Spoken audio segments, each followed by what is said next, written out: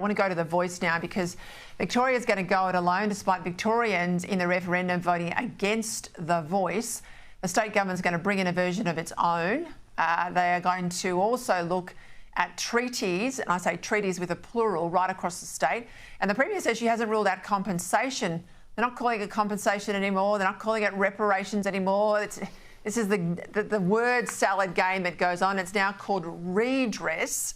Now, this redress could be in the form of billions and billions of dollars. And what's this about, Chris? It's again about a lack of proper process.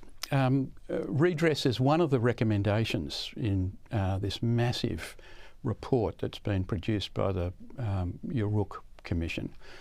But those recommendations rest on findings of fact. And if we can believe a report, a very important report, that was published in the Melbourne Age, not all of those findings of fact are supported by a majority of the commissioners, the Uruk commissioners who signed off on this report.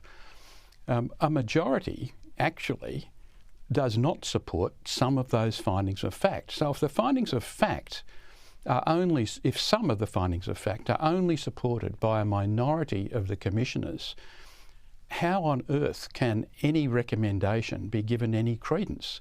Now that's before you hop into the procedure used by this commission, which is ahistorical in that it did not test assertions that have been made to the commission. No, they didn't. It did not seek the other side of the argument.